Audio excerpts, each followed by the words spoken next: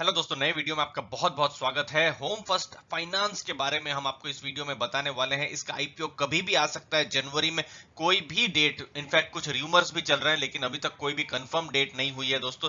Confirm date आएगी तो हम आपको सबसे पहले बताएंगे इंपॉर्टेंट पॉइंट्स, आपको इन्वेस्ट करना है या नहीं। लेकिन सबसे पहले होता है कि कंपनी क्या है, कंपनी का बिजनेस क्या है, उसके बारे में आपको बताने वाले हैं।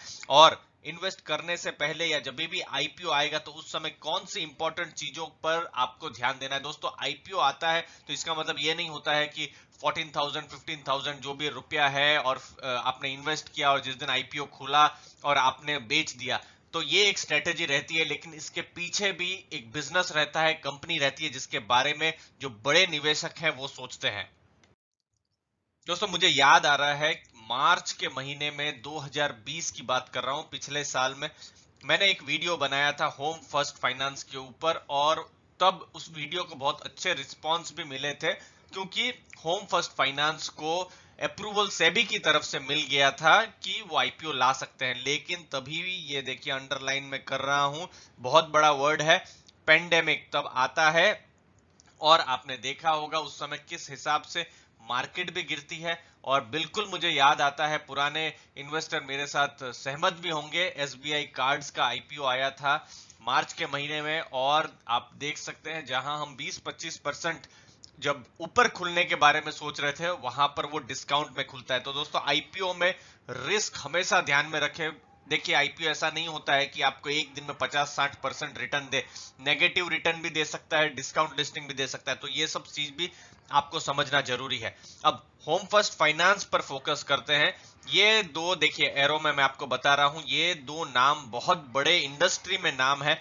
एक है मिस्टर पीएस जयकुमार और एक है मिस्टर जयतीर्थ राव या मिस्टर जेरी राव। ये दोनों इसके को फाउंडर है होम फर्स्ट फाइनेंस के। और इसका आप अगर होम फर्स्ट फाइनेंस कंपनी के बारे में देखें, 10 साल पुरानी ये कंपनी है।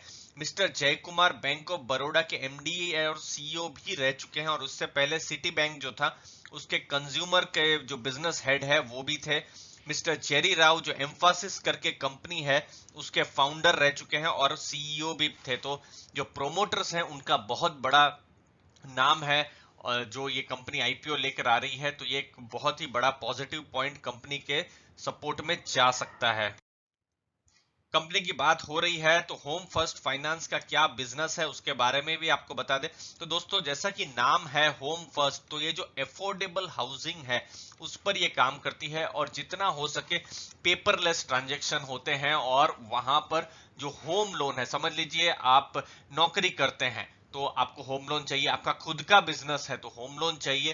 तो ये सब जो लोन्स है ये प्रोवाइड करती है। और अफोर्डेबल जो घर है उस क्षेत्र में ये काम करती है। फिलहाल अगर आप देखेंगे, अगर ये तो पुराना डेटा हो गया, नया डेटा हम भी वेट कर रहे हैं। सितंबर 2019 का डेटा है, 65 ब्रांचेस हैं 11 स्टेट्स में। जो इंपॉर्टेंट स्टेट्स हैं वो है महाराष्ट्र, कर्नाटका, तमिलनाडु और गुजरात। और जब उन्होंने बिजनेस शुरू किया था तो तमिलनाडु और गुजरात से किया था। तो ये है मेन मार्केट्स। अफोर्डेबल हाउसिंग में जैसे कि हमने आपको बताया कि फोकस है। और एक चीज हमको जो बड़े इंटरेस्टिंग लगी वो था इसका एनपीए, जो कि ग्रॉस एनपीए 0.74 है। और सितंबर 20 मतलब सितंबर 2020 की बात कर रहे हैं, 3,730 करोड़ का इसका एयूएम है। तो प्रॉफिट ग्रोथ भी हमने देखा, रेवेन्यू ग्रोथ भी अभी तक इंप्रेसिव ही लग रहा है। तो जो भी डेटा हमने देखे हैं, जो भी स्टडी किए हैं, उसके हिसाब से होम फर्स्ट फाइनेंस का प्रॉफिट जो है अच्छा रहा है। रिसेंट में एक और पॉजिटिव चीज हुई है, वारबर्ग पिनकस बहुत बड़ा नाम है, बहुत बड़ा इन्वेस्टर है जो अर्ली स्टेज में कंपनीज में इन्वेस्ट करते हैं। तो उन्होंने अक्टूबर के महीने में 25% स्टेक लिया था, जो कि जनवरी के महीने में बढ़ाकर 30% से भी ज्यादा कर दिया है दोस्तों। तो आईपीओ आ रहा है, उससे पहले जो जनरली ऐसा होता है कि जो बड़े इन्वेस्टर है वो निकलते हैं आईपीओ के समय में।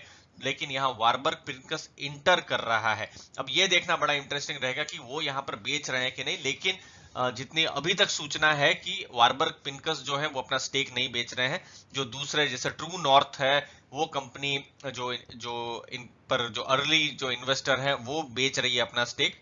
बट और डिटेल्स का हम भी प्रतीक्षा कर रहे हैं। 25% स्टेक जो उन्होंने अक्टूबर में लिया था, 700 करोड़ का वो ट्रांजैक्शन था। तो आईपीओ साइज 1500 करोड़ रहने की उम्मीद है। मतलब कि आपको हम बता दें, जैसे बर्गर किंग का आईपीओ आया था, हैप्पीएस्ट माइंड्स का आईपीओ आया था, या फिर अभी मिसेस बेक्टर्स का आईपीओ आया था। तो इन सब आईपीओ से ये आईपीओ बड़ा होने वाला है।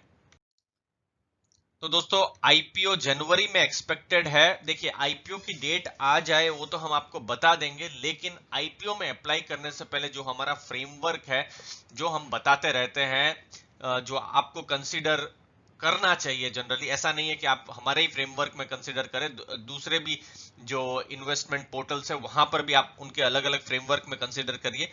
हम यहाँ पर मेन फोकस जो करते हैं, फोकस अगर मैं अपनी पर्सनल बात करूं तो वैल्यूएशन पर। दोस्तों क्या वैल्यूएशन पर ये बिजनेस आ रहा है। जैसे अभी आईआरएफसी का आईपीओ आ रहा है जिसका प्राइस टू बुक वैल्यू 1 है, तो वैल्यूएशन हमको कम लगती है, लेकिन उसको हम कंपेयर किसी के साथ नहीं कर सकते।